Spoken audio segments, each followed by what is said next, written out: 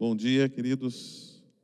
Que a graça e a paz do Senhor Jesus esteja sobre todos. Como é bom estar mais uma vez aqui na igreja, mais uma vez na presença do Senhor, essa presença que é eterna, que é permanente nas nossas vidas, permanente a todos os que creem. E você já fez um exercício hoje de fechar os olhos e respirar fundo? É bênção de Deus para a sua vida. Você está vivo, você está usufruindo do ar do ar que está em nossa volta. Você tem o fôlego de vida. Bênção de Deus para a sua vida, querido. Então, a bênção de Deus é a vida que Ele nos dá no dia a dia. E o que você está fazendo com ela? Pense nisso. Salmo 25, ele traz uma palavrinha para a gente começar essa manhã, que é até um cântico, que é o seguinte: a ti, Senhor, elevo a minha alma. Deus meu, em ti confio. Não seja eu envergonhado, nem exultem sobre mim os meus inimigos. Lá no versículo 4, faze-me, Senhor, conhecer os teus caminhos. Ensina-me as tuas veredas. Guia-me na sua verdade e ensina-me, pois tu és o Deus da minha salvação, em quem eu espero todo dia. Lembra-te, Senhor, das tuas misericórdias e das tuas bondades, que são desde a eternidade. Não te lembres dos meus pecados da mocidade, nem das minhas transgressões. Lembra-te de mim, segundo a tua misericórdia, por causa da tua bondade, ó Senhor. Bom e reto é o Senhor, por isso aponta o caminho aos pecadores. Guia os humildes na justiça e ensina os mansos o seu caminho. Todas as veredas do Senhor são misericórdia e verdade para os que guardam a sua aliança e os teus testemunhos. Lá no versículo 20, guarda-me a alma e livra-me. Não seja eu envergonhado, pois em ti me refugio.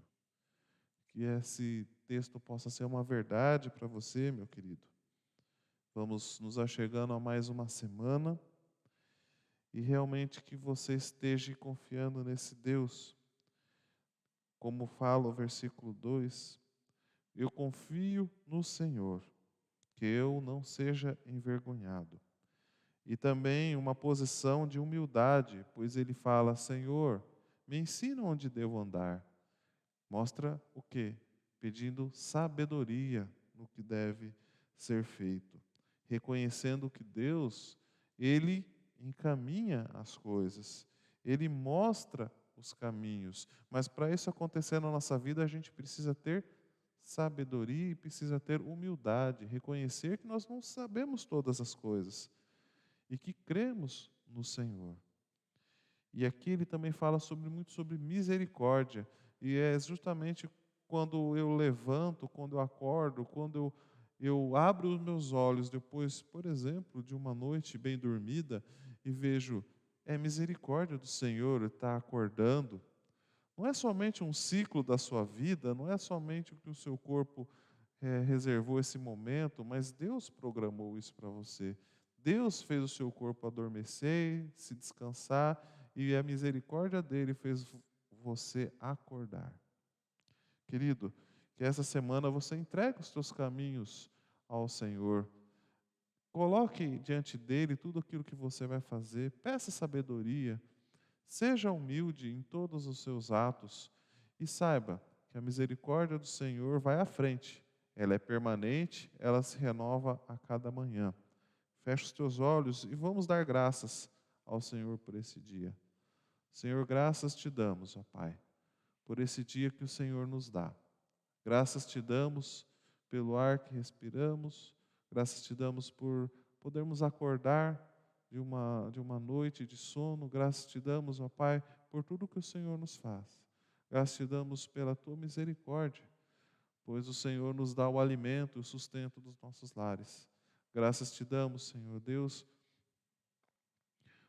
porque o Senhor sabe quais são os melhores caminhos, Senhor Deus. Que possamos confiar em Ti e possamos entregar esta semana ao Senhor, para que possamos ter sabedoria por onde trilhar e o que fazer. Senhor Deus, esteja com as pessoas, ó Pai, com as pessoas enfermas, esteja com as pessoas enlutadas, ó Pai, esteja dando sabedoria e confortando cada coração. Como é difícil, Pai, passar por esses momentos, ó Deus, mas sabemos que Tu és a nossa rocha, Tu és o rochedo forte, é o refúgio, e que todas as pessoas que em Ti se refugiam, Pai, o Senhor pode estar consolando, o Senhor pode estar tirando, Senhor Deus, todo o pesar no seu coração, ó Pai. Ó Deus, confiamos em Ti e sabemos que todas as coisas estão debaixo das Tuas mãos, ó Pai, e tudo, Senhor Deus, está sobre os Teus pés, e tudo é controlado por Ti, Senhor Deus. Guarde-nos e nos dê a Tua paz, em nome de Jesus. Amém. Queridos, esse título que nós vamos conversar hoje, esse breve estudo, é um título que eu estava pensando durante alguns dias falar sobre um dos itens, mas acredito que cabe para nós ter esse ensino. Muitas vezes a gente pode pensar, mas isso é uma coisa que já foi falada há tanto tempo e pode ser encarado como uma coisa trivial. Mas, queridos, eu posso falar para você que se existe uma coisa que não é trivial na vida do cristão, é a Bíblia. Porque ela nos ensina a cada dia e ela nos ensina permanentemente, porque na palavra fala que a sua palavra permanece para sempre. E, querido, esses ensinos que Cristo passou, eles têm um significado para nós e têm um motivo. E nós vamos, pela misericórdia do Senhor, estar trilhando por tudo isso. Antes de nós começarmos a ler o texto principal, eu gostaria que nós abríssemos um pouco a nossa Bíblia em Mateus 4.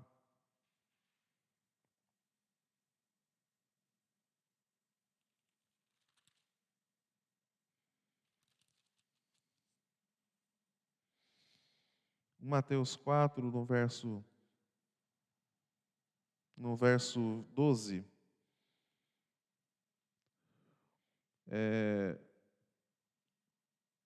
Esse é um texto que é a chave daquilo que nós vamos estar falando.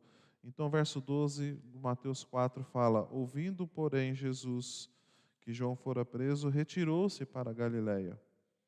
E deixando Nazaré, foi morar em Cafarnaum, situada à beira do mar, nos confins de Zebulon e Naftali, para que se cumprisse o que fora dito por intermédio do profeta Isaías: terra de Zebulon, terra de Naftali, caminho do mar, além do Jordão, Galiléia dos gentios. O povo que jazia em trevas viu grande de luz, e os que viviam na região da sombra da morte, resplandeceu-lhes a luz.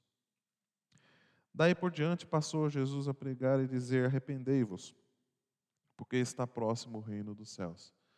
Esse texto, esses poucos versículos, mostra um tempo que Jesus passou na Galiléia, e alguns estudiosos chamam de ministério na Galiléia, na região da Galiléia. Então, para você se situar, querido, se a gente pegar lá a Palestina e Israel, lá embaixo a gente tem o Mar Morto, e subindo o Rio Jordão nós temos o Mar da Galiléia. Ele é tido como um mar pela sua extensão e tudo mais, e também pelas suas praias, e também pelo seu clima. Mas era uma região que não era uma região muito rica.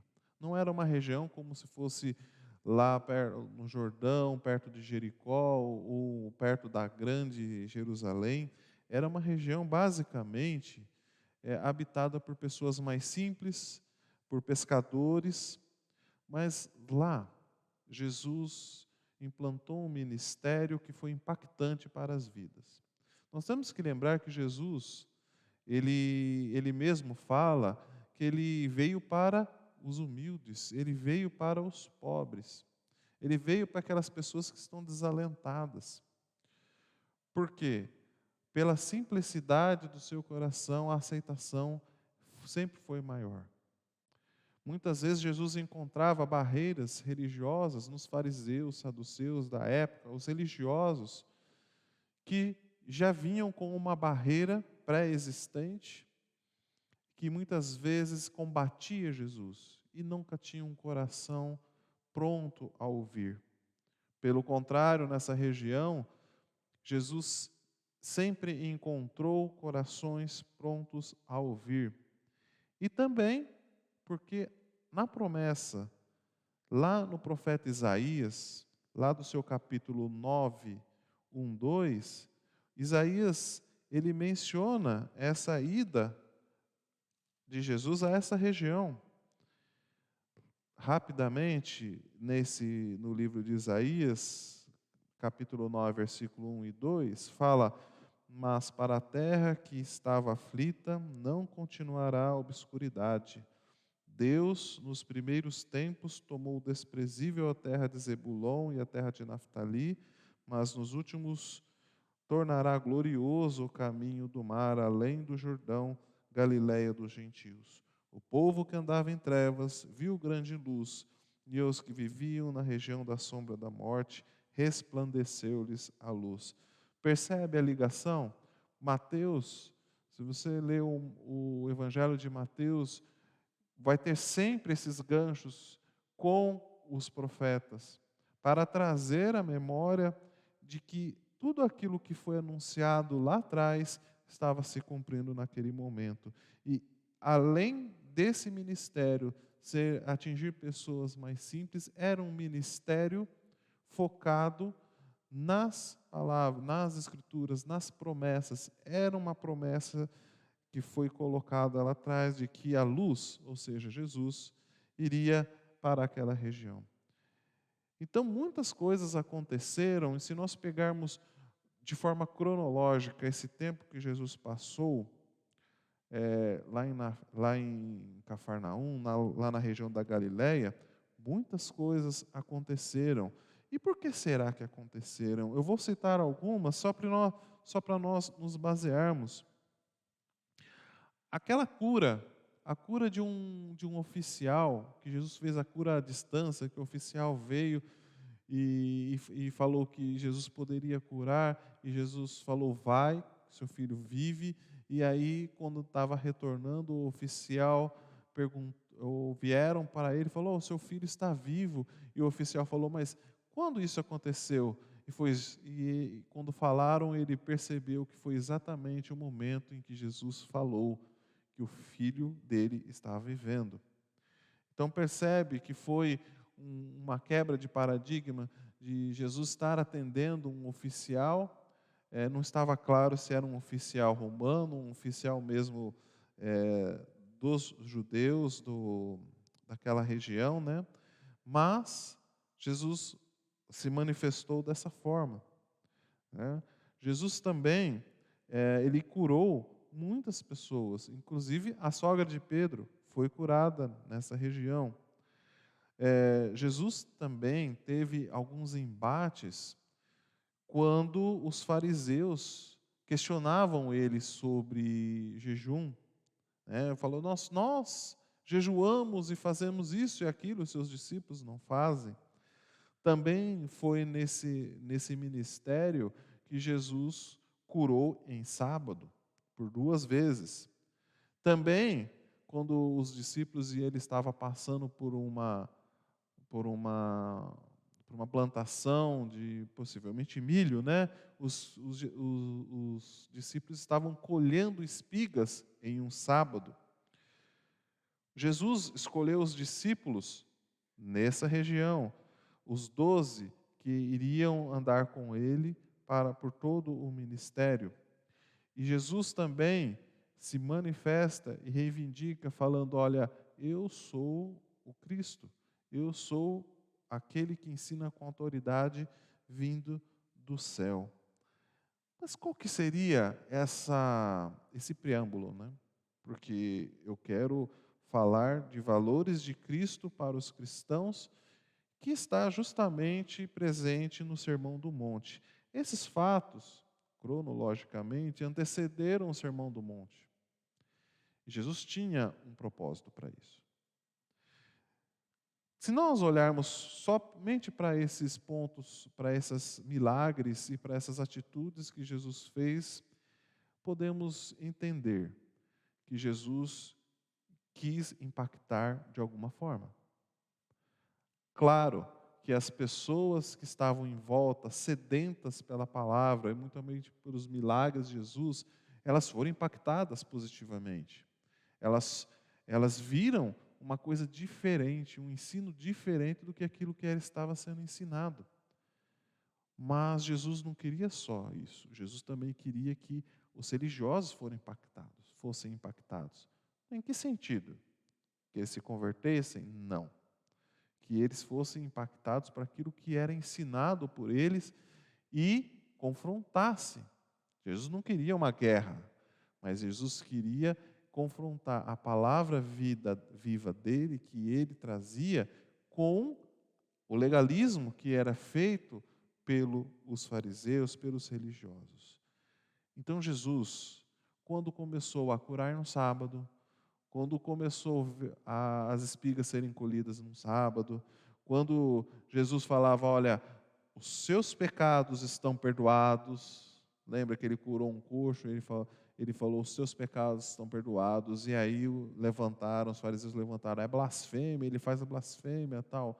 E Jesus fala: o que é mais fácil falar, os seus pecados estão perdoados, ou levanta teu leito e anda? E Jesus fala: pela autoridade que foi me dada do céu, além dos seus pecados estarem perdoados, eu também falo: toma teu leito e anda. Jesus mostrando que ele, além da autoridade de perdoar pecados, além da cura, ele tinha a autoridade vinda do céu. Então, Jesus estava criando um ambiente, né, um ambiente que as pessoas estavam sedentas pela palavra, mas também um rebuliço entre os religiosos. Tanto que em alguns textos a gente pode encontrar, eles queriam ver uma forma de enquadrar Jesus para matá-lo. Queriam silenciar Jesus. E se a gente vê no comecinho do texto que a gente estava lendo, Jesus sabia que não era o momento dele, porque quando ele percebeu que João Batista foi preso, ele subiu, ele foi para Cafarnaum, porque não era o momento dele. Não era o momento dele. Guiado pelo Espírito. Bom, então ele está nesse ambiente, ele resolveu colocar as coisas como estavam e o ambiente estava montado. Quando Jesus percebeu, e a gente vai ler agora, Mateus 5, verso 1. Quando Jesus percebeu o quê? Mateus 5, verso 1.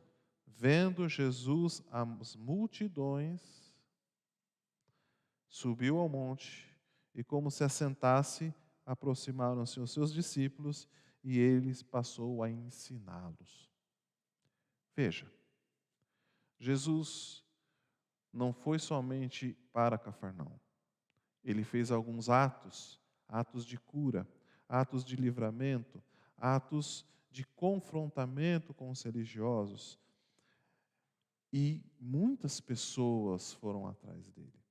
Muitas pessoas foram atrás dele com corações sedentos, mas também tivemos pessoas que foram atrás dele querendo achar um motivo para prendê-lo.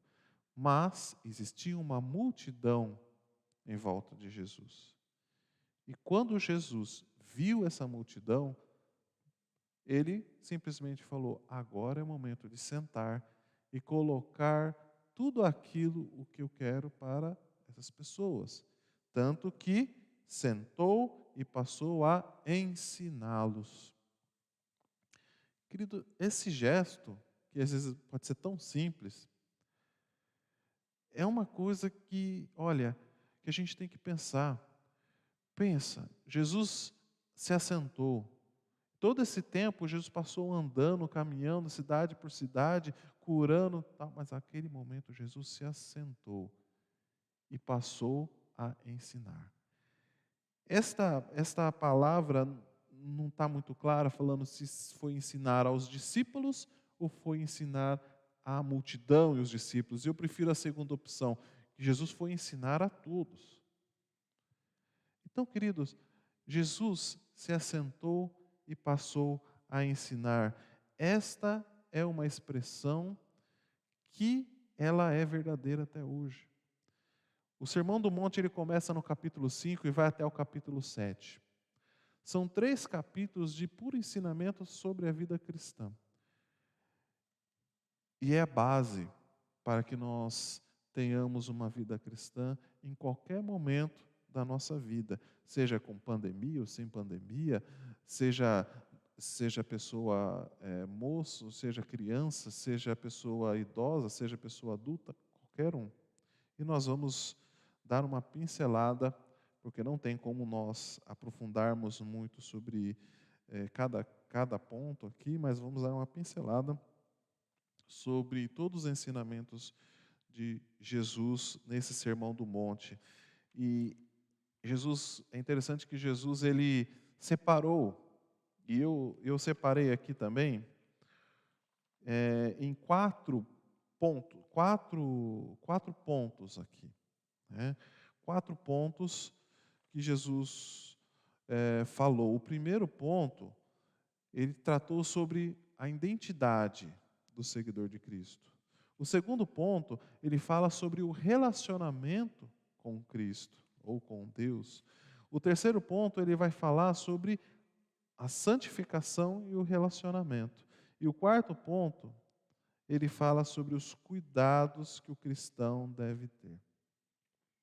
Muitas vezes alguns pontos podem se confundir ou podem até ser muito parecidos, mas eu gostaria de que nós ficássemos com essas separações para que a gente possa ter um entendimento mais claro. Porque muitas vezes a gente lê o Sermão do Monte como uma coisa, um versículo atrás do outro, e muitas vezes ensinos que não foram colocados numa ordem, mas Jesus tinha uma sabedoria e ele tinha uma ordem que ele queria abordar. Então, queridos, vamos começar aqui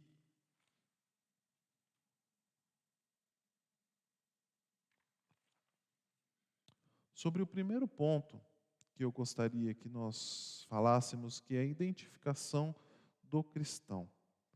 Por que isso? O que é essa identificação? Jesus queria mostrar que o que ele estava trazendo não era uma coisa igual ao que os religiosos falavam. Ele queria trazer uma identidade, que as pessoas tivessem uma identidade diferente, um proceder diferente. Então ele começa no capítulo 5 a falar sobre as bem-aventuranças. E se a gente perceber nas bem-aventuranças, nós não vamos falar todas elas, mas as bem-aventuranças, ela fala bem-aventurado a pessoa. Percebe? Então, é como se fosse uma autoavaliação sua. Bem-aventurado os humildes. Bem-aventurado os que choram. Bem-aventurado os mansos. Bem-aventurados os pacificadores. Então ele está falando da pessoa, do relacionamento dela com ela mesma. Ou seja, é uma atitude dela para ela mesma. Você não quer mudar a outra pessoa, você tem que se mudar primeiro. Então aqui fala sobre atitudes que a pessoa deve buscar.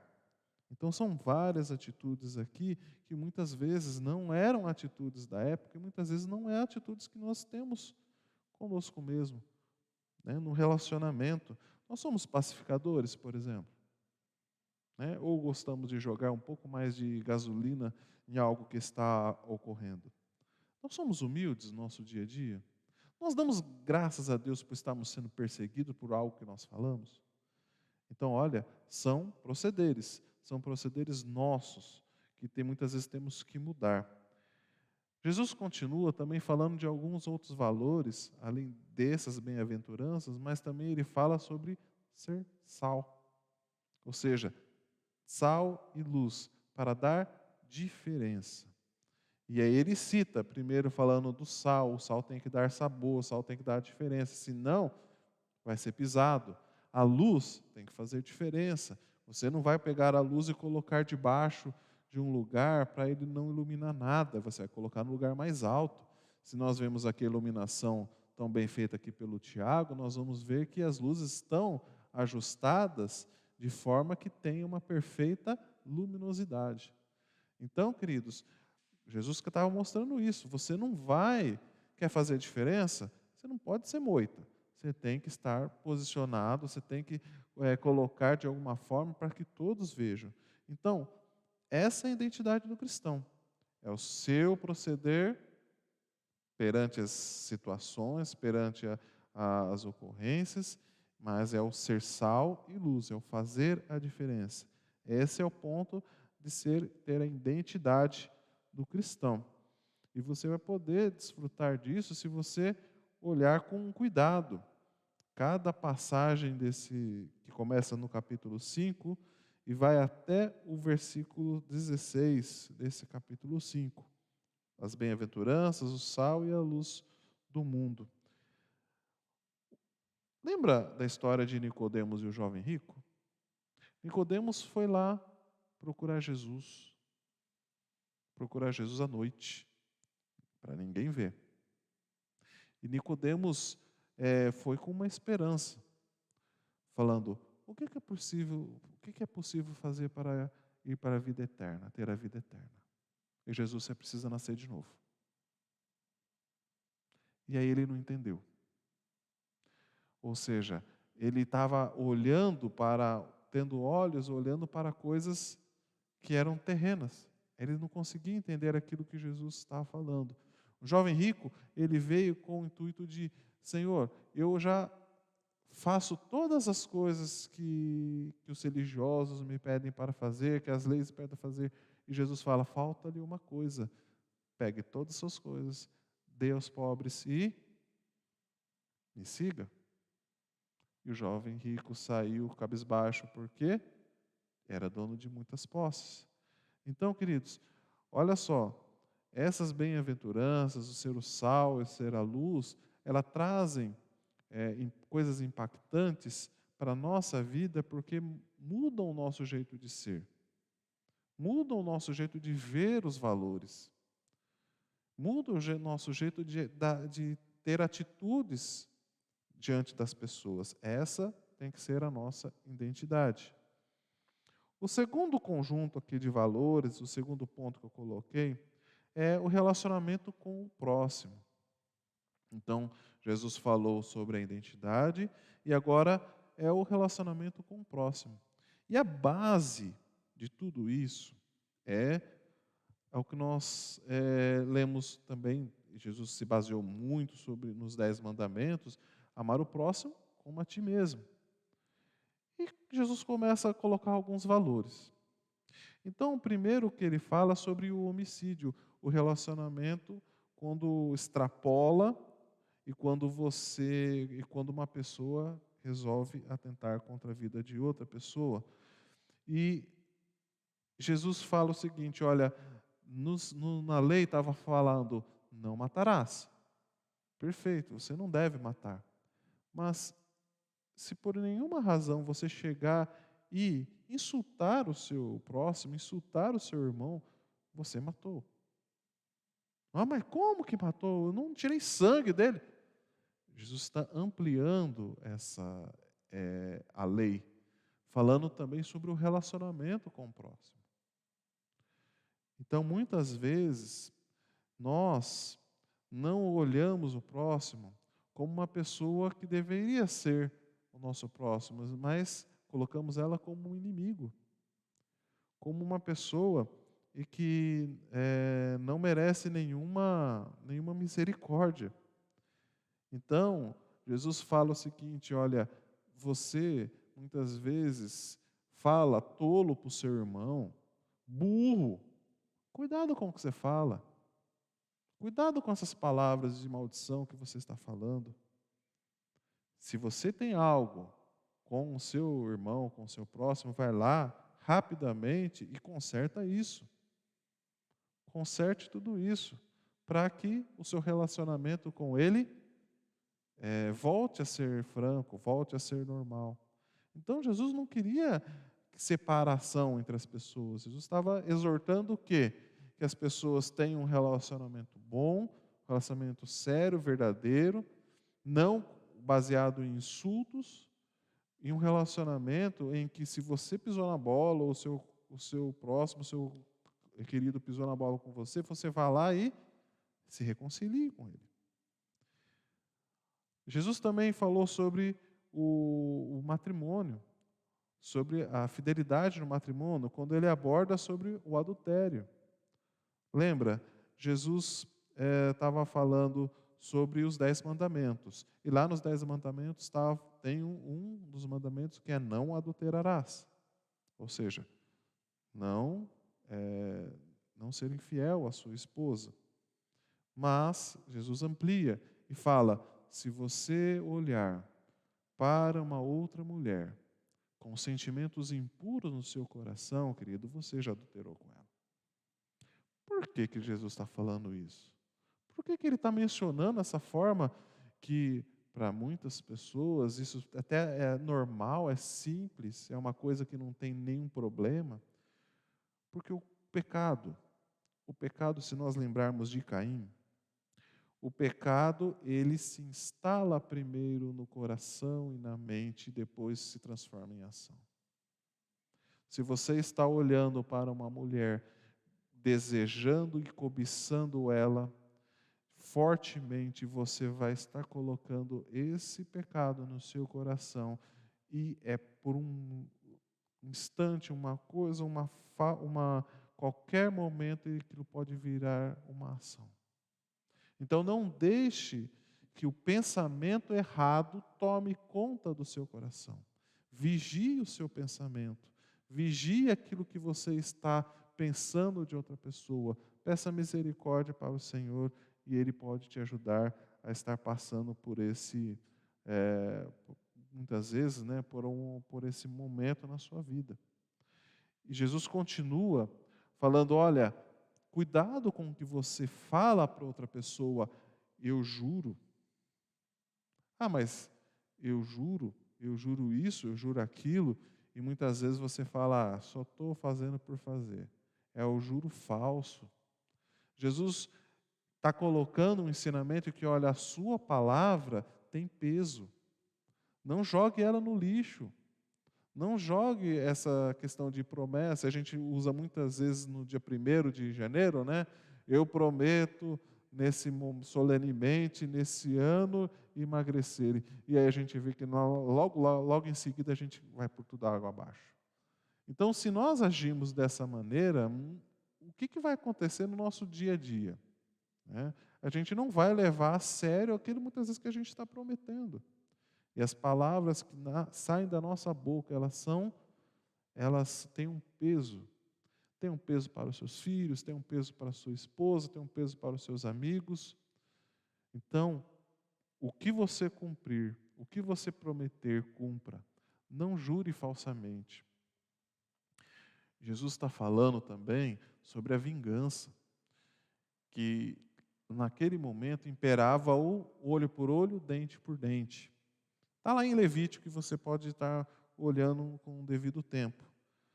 Mas, queridos, na nossa vida, muitas vezes é assim. Ele me bateu, eu bato com 2 mãos. Ele me feriu, eu vou ferir ele. Eu vou matar ele. É a vingança. Isso é largamente empregado em todo lugar, em novelas, em filmes.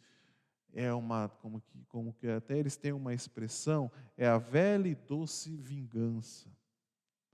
E Jesus fala que a vingança não é nossa. não deve ser nossa. Nós temos é que orar para que aquilo não se transforme num desejo ardente de fazer justiça com nossas próprias mãos e fazer aquilo se tornar um pecado na nossa vida. Jesus fala da seguinte maneira: olha, se alguém te der um tapa, não dê um tapa nele, mas vira outra face. O que Jesus está falando não é para você apanhar que nem um condenado, não. Jesus está falando, olha, a sua postura. Se Caim tivesse parado e não ido em frente com a sua raiva, a sua inveja e aquele pecado, ele não teria matado Abel. Então, olha, querido, se você frear o seu proceder, frear aquilo que você está prestes a fazer, você vai estar crescendo. Você vai não estar cometendo um pecado. A vingança não é sua. A vingança é de Deus. Veja que numa das bem-aventuranças, ele fala, bem-aventurados os pacificadores. Muitas vezes nós queremos jogar mais gasolina, né? Eu quero ver treta, quero ver briga, mas a gente tem que pensar que nós temos que ser pacificadores. Primeiro, nós, conosco mesmo, e também entre outras pessoas. Jesus também ensina a ter o amor ao próximo. Jesus fala assim, olha, você pode amar as pessoas que te amam, que gostam de você, seus amigos, mas que vantagem isso tem? Eu falo, ame vossos inimigos, ore por eles. Mas como eu vou fazer isso? Comece a fazer exercício. Muitas vezes na nossa vida, muitas vezes profissional, temos alguns relacionamentos, temos algumas coisas que não são muito boas. Pessoas que a gente não se dá bem. Querido, ore por eles. Ore por ele. Na nossa vida, e eu falo por mim também, muitas pessoas podem ter nos ferido, ou muitas vezes a gente acha que outras pessoas feriu e a gente está olhando por uma perspectiva pecaminosa, uma perspectiva errada. Vamos orar por isso. Ore para que aquilo não vire um seu inimigo mortal, que você queira a pele dele, mas ore por ele. Ore para voltar a ter um relacionamento.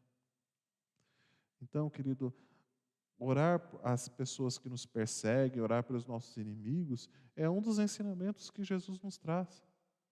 É confrontante? É. Era uma coisa que ia contra todo o proceder normal. Mas esse era um ensino que Jesus queria trazer. Esse é um ensino que era para ser um ensino diferencial. Olha, um outro ponto que Jesus trouxe foi sobre a justiça. E em Tiago, capítulo 1, verso 20, Tiago, capítulo 1,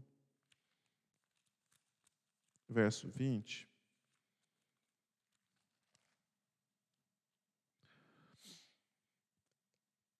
pegue algo para marcar esse texto. Quero que a gente se lembre dele todo dia que a gente acordar. Porque a ira do homem não produz a justiça de Deus. Se nós estamos irados, nós não produzimos a justiça de Deus. A gente quer muitas vezes fazer a justiça com as nossas próprias mãos. Essa não é a justiça de Deus. A gente quer fazer a justiça com o nosso olhar. Essa não é a justiça de Deus. A justiça de Deus é aquela que, estando para morrer um preso, um malfeitor, que nem estava morrendo na cruz ao lado de Jesus, ele chegou para Jesus e falou, Senhor, lembre de mim quando chegares ao paraíso. E Jesus disse, hoje mesmo estarás no paraíso comigo. Essa é a justiça de Deus. A justiça do homem, ele estava morrendo na cruz, mas a justiça de Deus é redentora. Ela redime. Ela redime os pecados porque é pela graça, é um dom da graça, é um dom gratuito de Deus. Não é pelaquilo que a gente faz ou deixa de fazer. É crer no Senhor Jesus e será salvo. Então, quando nós estamos irados, quando nós que resolvemos fazer justiça com as nossas próprias mãos, não estamos fazendo a justiça de Deus. Não existe a justiça de Deus. Um outro ponto que eu gostaria de falar e que está presente no texto é sobre dar esmolas. Bom, eu queria abordar um ponto aqui que é o nosso proceder. Muitas vezes, e lá no texto até ele fala sobre isso, até a gente vê isso comumente, né? Principalmente nas empresas, falando o seguinte: foram dadas tantas cestas básicas, foram dados isso, foi dado aquilo outro, foi dado aquilo outro, tá. Muitas vezes é uma prestação de contas, sim, mas muitas vezes é encarado e a pessoa pode estar fazendo dessa forma como se fosse uma autopromoção.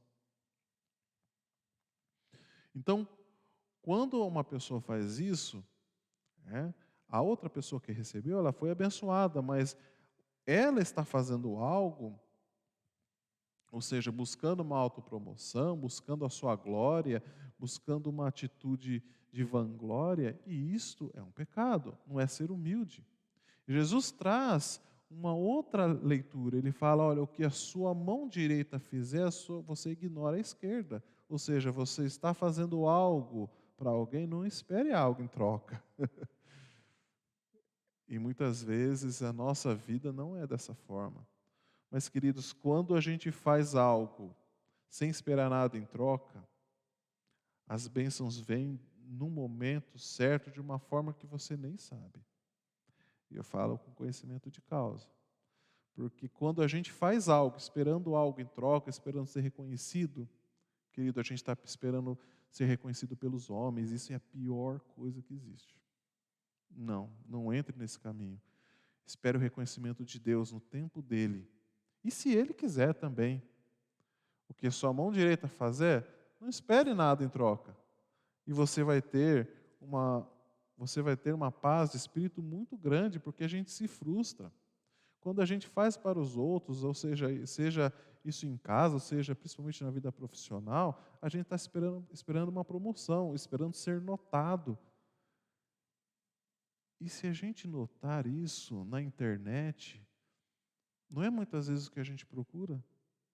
Um post que a gente coloca no Twitter ou alguma coisa é ser notado.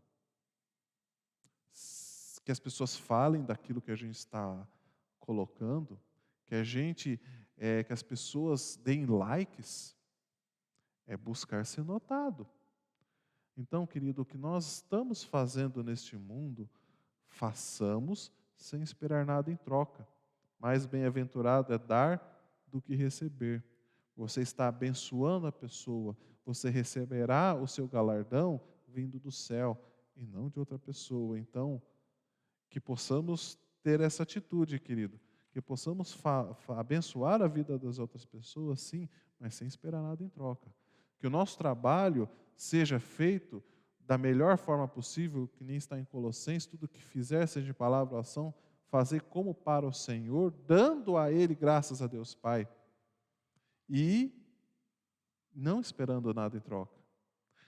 Porque nesse texto que fala sobre as esmolas, eu vou até pegar novamente aqui.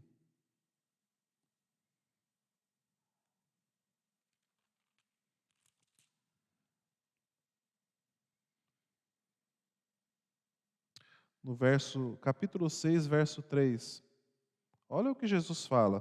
Tu, porém, ao dares a esmola, ignore a tua mão esquerda o que faz a tua mão direita, para que a tua esmola fique em secreto. Fique em secreto.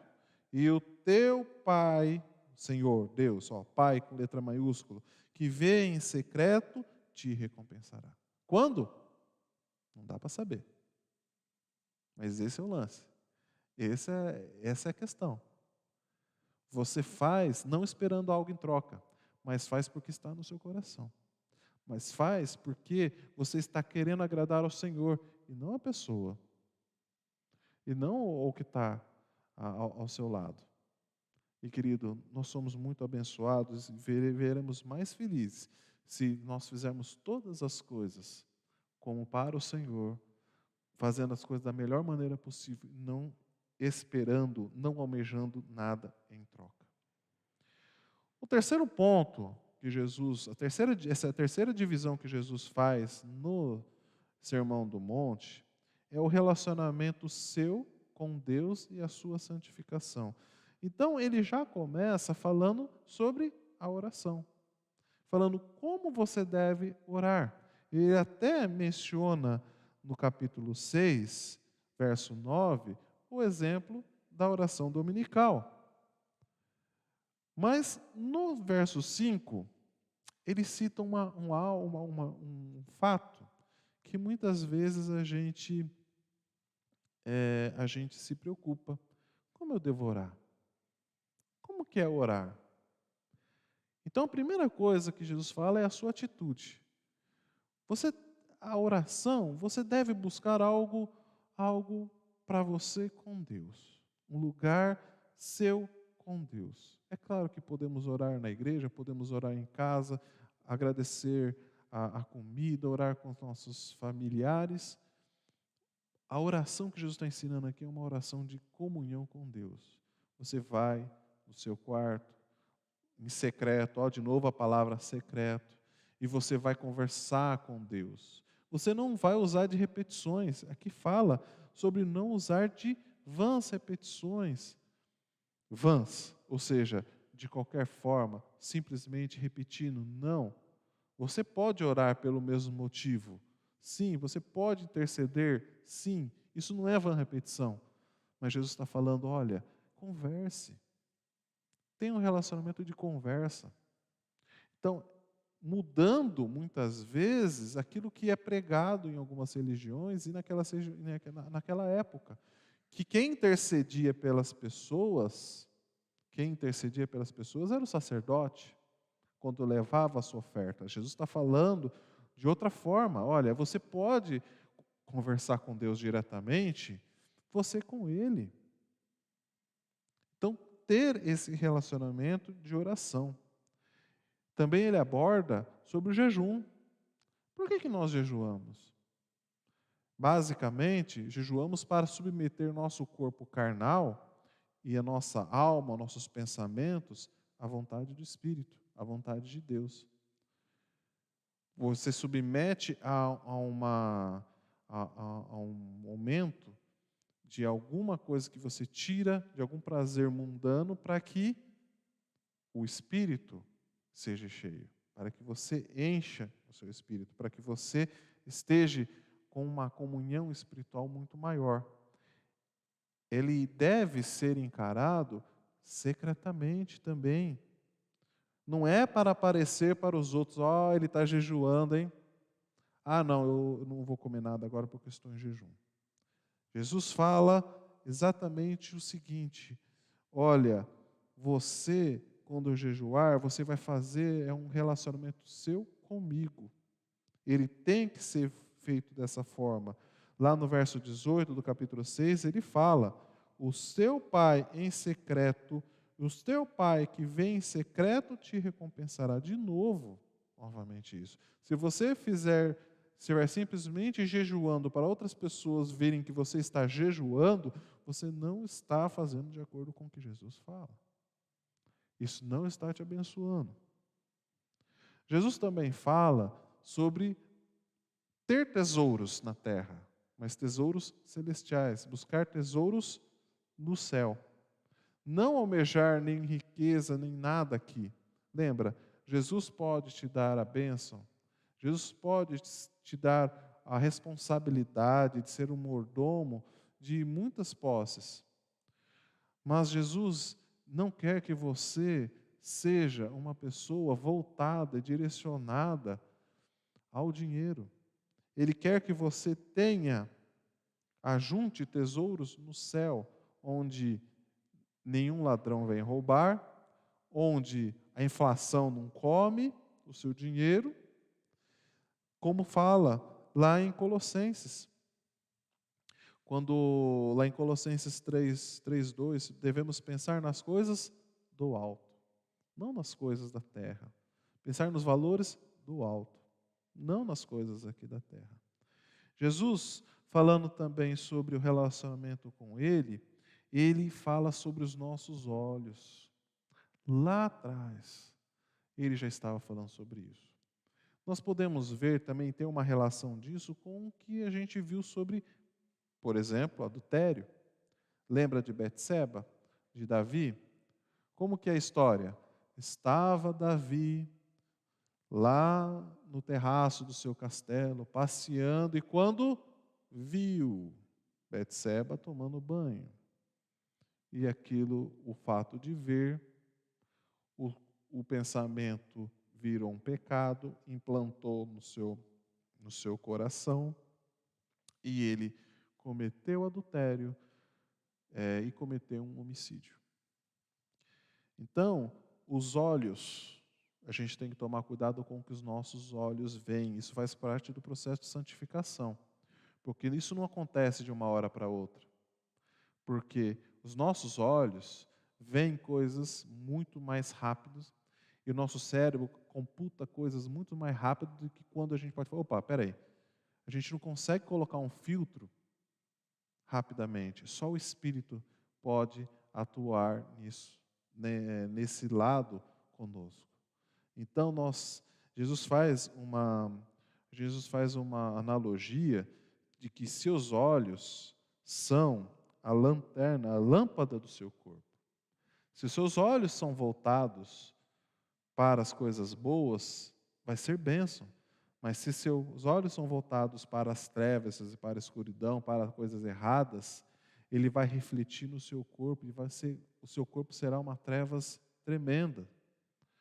Porque você vai estar vivendo aquilo, você vai estar se acostumando com aquilo, e aquilo vai habitando o seu coração e a sua mente. Especialistas falam que quando você olha, por exemplo, um conteúdo explícito, seja em qualquer lugar que você olhe, aquilo é instantaneamente computado e colocado na sua mente. Não é para você ter medo, mas isso é uma coisa diabólica, porque isso foi colocado de uma forma, e o nosso coração, o nosso ser, nossa mente pecaminosa, ela registra aquilo com muita rapidez. Então, nós temos que tomar cuidado com o que a gente olha. Tem até um cântico que a gente sempre canta com as crianças, cuidado, olhinho o que olha. Então, querido, cuidado com o que você olha, cuidado com o que seus olhos buscam, cuidado com o que você está registrando na sua mente. Temos que ter filtros. E só vamos ter filtros rápidos e atuantes na nossa vida se nós estivermos com a nossa vida espiritual boa, plena com Deus. Se nós não tivermos, nós não conseguiremos filtrar, e aquilo vai ser implantado, e aquilo vai ser colocado, e aqueles valores mundanos vão virando atitudes, vão virando pensamentos, vão virando ações, e podem desvirtuar tudo aquilo que nós cremos e acreditamos como santo. Cristo também falou sobre seguir a dois senhores. E isto é um ponto muito abordado não só nesse momento, mas também no Velho Testamento. Se nós lembrarmos lá atrás, Moisés, Josué lá no capítulo 27, ele fala só, escolhei agora, a quem vocês vão servir? A quem vocês vão seguir? Se ao Senhor, Deus que tirou a terra do Egito, ou aos deuses da terra. Elias lá no Monte Carmelo, ele chega para o povo e fala, se você quiser abrir depois, 1 Reis 18, 21, ele fala, até quando vos cocheareis entre dois pensamentos? O que ele está dizendo com isso? Vocês estão servindo a Baal. Como que vocês podem ser o povo de Deus? Como vocês podem estar falando que seguem a Deus e a Baal? Então, naquele ponto, o Elias queria falar, olha, vocês não podem seguir a duas pessoas, a dois deuses. Eles vão conflitar. Então, naquele momento, Elias foi usado para trazer ao povo, para abrir os olhos do povo, fala, o Deus verdadeiro é o Deus que nos tirou do Egito, é o Deus que nos colocou nessa terra, não Baal. E lá está todo o desafio que foi colocado por Elias, e Deus abençoou e mostrou de uma forma miraculosa, de uma forma poderosa. Então, Jesus está falando assim, olha, vocês não podem servir a dois senhores. E Jesus até fala, porque você vai aborrecer a um e amar a outro. Não tem como. Então, coloque isso no seu coração. Se você fez uma escolha por Deus, coloque isso por Jesus, coloque isso no seu coração. E só Ele deve ser o seu Deus. Ele cita até aqui sobre, por exemplo, o dinheiro. Você não pode ter o amor ao dinheiro e amor a Deus ao mesmo tempo. Você não pode utilizar nada, nem uma atitude idólatra, para colocar isso no seu coração. Não vai dar certo. Você não vai ter como ter um relacionamento com Deus. Não vai ser possível estar no processo de santificação se você estiver com seu coração dividido. Saul aconteceu isso. Saul dividiu o seu coração. No começo, ele era fiel, mas no primeiro percalço, no primeiro problema, ele pisou na bola. Ele desobedeceu a Deus e tudo aquilo foi computado e aquilo foi ladeira abaixo e Saul virou aquilo que virou. Um outro ponto que é confiar em Deus. É um texto que é muito falado, que é o capítulo 6, do verso 25 até o 34, que é sobre andar ansioso. Né? Não andem ansiosos por qualquer outra coisa. Aqui está falando sobre confiança. Confiar em Deus é um processo da nossa santificação. Não acontece da noite para o dia. Nós temos que estar buscando a nossa confiança, aumentando a cada dia mais. E aqui ele está falando, por exemplo, sobre coisas básicas. Quero comer, quero beber, quero se vestir. Muitas vezes as pessoas podem falar que o básico de hoje são outros, mas naquele momento era o básico, você comer, beber e se vestir. E Jesus fala, se você confia no Senhor, você não tem que se preocupar com isso, porque o Senhor, Deus, vai prover para você. É um passo de fé que muitas vezes não entra na nossa mente. A gente quer trabalhar, a gente quer ter um dinheiro, quer ter uma reserva para poder ter aquilo o que fazer, ou comprar, o que vestir. Mas Jesus está falando o quê? Confia no Senhor. Dê graças a Ele a tudo o que você tem. Porque é Ele que está colocando o alimento na sua cama, na sua mesa. Dê graças a Ele. E nada vai te faltar. É um exercício que nós temos que fazer, querido. É um exercício que nós temos que buscar a fazer. E é colocar diante de Deus isso para que nós possamos fazer dia a dia na nossa vida. Não é fácil. Porque muitas vezes a gente quer, que nem a parábola de Jesus, quer juntar, quer ter, para que se faltar a gente possa tirar e usar. Mas, se nós temos algo para guardar, não foi Deus que nos deu? É uma forma de estar sustentando. É uma forma de ser sábio. José fez isso. Vamos ajuntar durante 7 anos, 1/5 da safra, e vai ser juntado tudo. Nos 7 anos de seca e sofrimento, nós vamos usar ele. Olha a sabedoria. Deus usou José para abençoar o povo do Egito. Deus nos coloca o salário, nos coloca a possibilidade de estarmos sendo abençoados pelo dinheiro que Ele nos coloca na mão. Confiemos nele, que Ele vai dar o essencial para que nós possamos sobreviver nesse mundo.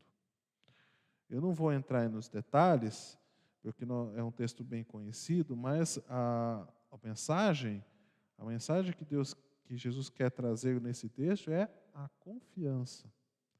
A confiança de que Deus vai trazer sustento, tanto espiritual como alimentar, como físico para as nossas vidas. E o quarto ponto, né, o quarto grupo de valores que Jesus trata nesse Sermão do Monte, que é o que nós devemos ter de cuidado, né? Quais são os cuidados que devemos ter na nossa vida como cristão? E o primeiro que ele cita aqui é a gente não subir no nosso pedestal e julgar as pessoas. Juízo temerário. E ele até cita, olha, você fala do cisco da pessoa, sendo que tem um pedaço, uma lasca de madeira no seu olho. Olha, para você está criticando a outra pessoa, sendo que você está fazendo da mesma forma. Da forma que você julga a pessoa, você será julgado também. Então Jesus está trazendo algumas comparações, alguns cuidados que nós devemos ter para não julgar as outras pessoas. E olha, isso é tão corrente na nossa vida. A gente vê uma pessoa, não fala bom dia para você, você já coloca ela lá como uma pessoa mais baixo nível possível. Porque a gente julga, a gente pré-julga a pessoa, já entra com pré-conceito, ou seja, não é um preconceito, mas é um pré-conceito. A gente já faz um conceito da pessoa sem a gente conhecer ela. E muitas vezes a gente não sabe se ela está passando por uma dificuldade ou se ela é uma pessoa tímida. Então, querido, cuidado com o que a gente pensa da outra pessoa. Não é porque a pessoa é assim que a gente já vai colocando assim a capivara dela inteira. Olha, eu conheço a pessoa, ela é assim, sim, sim. Ah, você não conhece nada, você está vendo a pessoa e você está tentando adivinhar o que ela é baseado no seu próprio interior. Então, cuidado em julgar as pessoas. Cuidado ao falar das pessoas sem você conhecer. Da forma que você julgar as pessoas, você também vai ser julgado. Lembre-se disso. Então, esse é um cuidado que nós temos que ter na nossa vida como cristão. É um cuidado, sim, que nós temos que ter. No verso 6 do capítulo 7, ele fala sobre não dar o que é santo aos cães. Mas o que Jesus está falando com isso, né? Na nossa vida como cristão, e principalmente quando a gente quer aproximar uma pessoa de Cristo, nós podemos encontrar vários tipos de pessoas. Pessoas que são abertas, como aquelas pessoas mais simples, que serão abertas à palavra de Cristo, e pessoas mais fechadas, pessoas descrentes, pessoas que não querem saber. E Jesus está falando com muita autoridade que nós devemos ser sensíveis a isso. Muitas vezes nós estamos insistindo em falar com uma pessoa que ela não quer saber disso.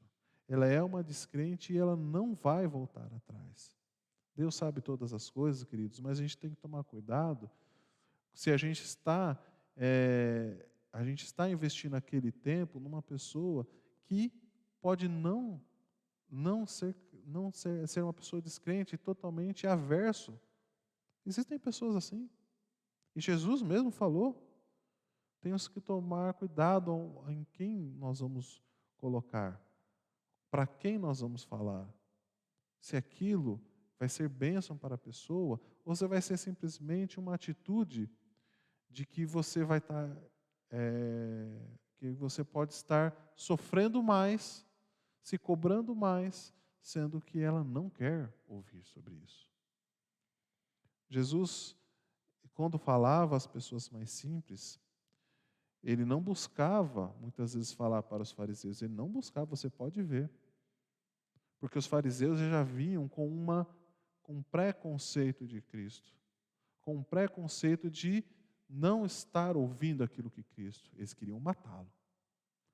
Mas, aqueles que queriam ouvir, vinham às escondidas. Vinham já com o coração quebrantado. Você pode notar isso. Nicodemos veio assim. Ele veio às escuras. Ninguém deveria saber. Porque ele tinha dúvidas. Ele tinha algo que estava querendo buscar. Algo para fazer diferença na sua vida. Um outro ponto, que é ter uma vida de oração. Jesus, por que isso é um cuidado? Porque muitas vezes a gente cai naquilo de parar de orar, ou de desistir, ou de orar de uma forma mecânica. E Jesus fala, cuidado, que você tenha uma vida de oração. E aqui ele fala sobre a qualidade da oração. Buscar, pedir e dar-se-vos-á, buscar e achareis, batei e abre-se-vos-á. Olha, ele está falando assim, tenha uma vida de oração. Tenha, peça, dê graças, não desconfie. Então, querido, olha, ele está falando que eu sou pronto para te ouvir. Então, isso é uma forma, é uma garantia de que você tendo uma vida de oração, você será ouvido. Não de forma mecânica, porque lá atrás nós vimos que não é dessa forma que nós devemos orar, mas que tenhamos uma vida de oração. E como o tempo corrói nossa comunhão com Deus. Muitas vezes a gente está tão atarefado com as coisas e nós esquecemos de Deus, esquecemos da vida de oração, esquecemos de ter uma comunhão e que possamos nos policiar com relação a isso, porque esse é um ponto que Jesus colocou como essencial, você ter uma vida de oração. Você saber que você vai ter um caminho que é simples, que é fácil, que é um caminho largo, que a gente ensina para as crianças, mas que você vai ter um caminho difícil, mais apertado, mas que é prazeroso no final, que é a porta estreita. Que você tem que tomar cuidado com o que as pessoas ensinam. Se a gente for ver lá no Novo Testamento, os irmãos de Bereia, eles consultavam a palavra de Deus para saber se aquilo que estava sendo ensinado era coerente. Nós temos que ter este comportamento. Nós temos que ser críticos. Não temos que receber as coisas de uma forma mecânica, de uma forma automática. Nós temos que saber aquilo que está sendo falado e confrontar à luz da palavra. Lâmpada para os meus pés é a tua palavra. Então, nós temos que confrontar tudo aquilo que é falado. Não é, se a gente olhar lá para trás, e nós vamos ver um político que chegou em 2018, 2014. Um político chegou e falou, quando perdeu a eleição, e falou, combati o bom combate, completei a carreira, guardei a fé. E aí a gente vê esse político envolvido em tráfico de drogas, envolvido em corrupção e tudo mais, mas como que ele chega, pega a palavra e aí fala daquela forma, e aí os eleitores dele, nossa, é uma pessoa santificada, uma pessoa grata por Deus e tal. E o coração dele? Então nós temos que ser críticos, queridos, nós temos que tomar cuidado com o que é falado pela mídia, com o que é falado por pessoas de autoridade, por qualquer pessoa que seja. Ela tem autoridade para estar falando aquilo? Aquilo é verdadeiro? Aquilo faz parte da palavra de Deus? Aquilo é coerente? Se nós olharmos para todas, e eu vou falar todas, as séries que estão sendo passadas, seja em Netflix, seja em Disney, todas que você olhar, você não vai ver conteúdo doutrinário fiel à palavra. Você pode colocar a mão, você pode olhar e você vai ver que tem coisas erradas sendo ensinadas lá. Ah, é bonitinho, traz uma mensagem boa. Querido, assista e seja crítico. Muitas vezes a gente fala, não, aquilo é ruim, aquilo é... Eu falo para você ir além. Por que é ruim? Por que você não deve assistir? Por que você tem que chegar? Você tem que ter um olhar crítico. Você tem que assistir muitas vezes e falar assim, ó, não pode por causa disso. Como que você vai falar, por exemplo, para o seu filho não assistir determinada coisa, simplesmente falando, não assista. Na primeira oportunidade ele vai lá e vai assistir.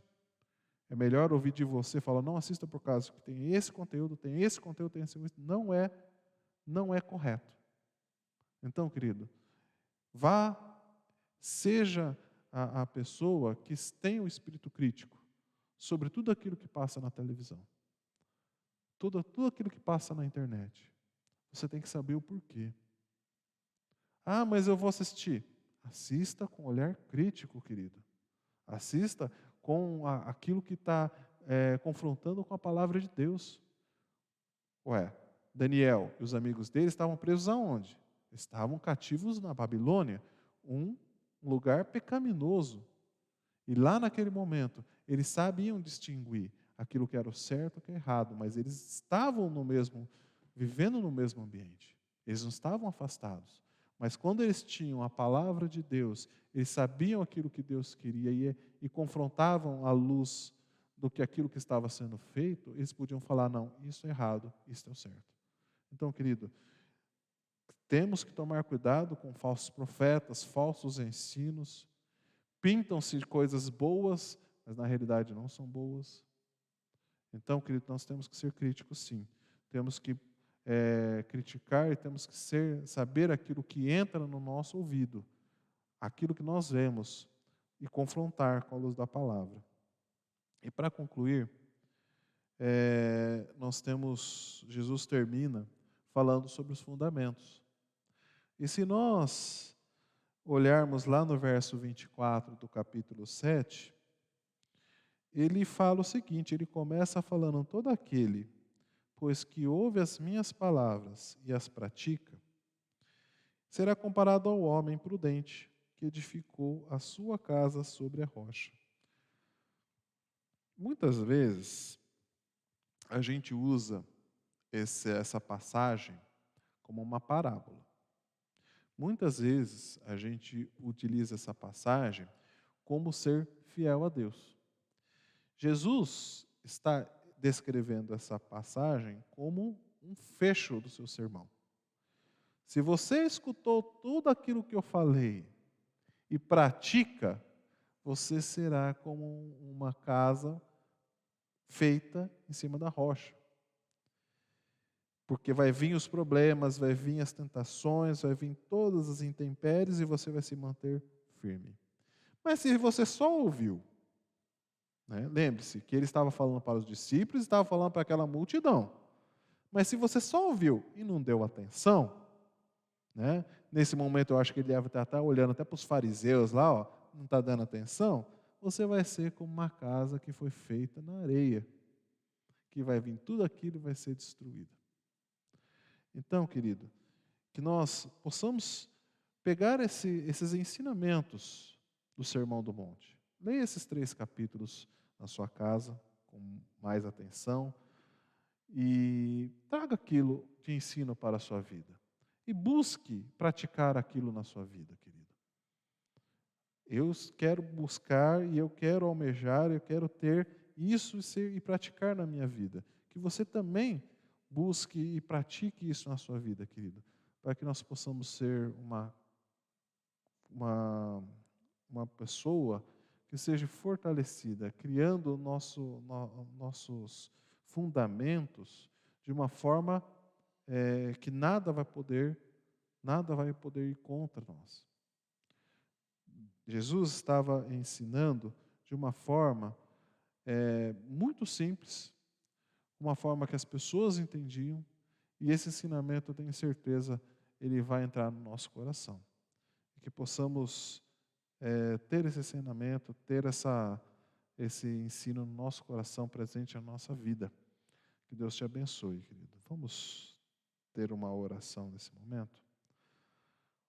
Senhor Jesus, Pai de amor e de bondade, louvado seja o teu nome, louvado, Senhor Deus, porque o Senhor conhece todas as coisas, ó Pai. O Senhor sabe o que nós estamos pensando, o que nós fazemos. E nesse momento, ó Pai, queremos pedir a tua misericórdia sobre as nossa vida, ó Pai. Somos falhos, somos errados, ó Pai. Muitas vezes somos idólatras, criamos vícios nas nossas vidas, ó Pai. Nos perdoe, ó Pai. Nos perdoe e que possamos buscar na tua palavra, buscar os seus ensinamentos presentes nesse sermão, ó Pai, do monte, e trazê-los para a nossa vida. E que possamos, ó Pai, ter uma comunhão melhor contigo, Pai. Em nome do Senhor Jesus. Amém. Querido, que essa palavra encontre um bom lugar no seu coração. E não se esqueça, às 18 horas, temos nosso culto presencial. E que o Senhor esteja abençoando a sua vida e que você possa estar presente. Que o Senhor, que você tenha um bom domingo, que você tenha um almoço muito bom e que nós nos encontremos hoje às 18 horas. Deus os abençoe.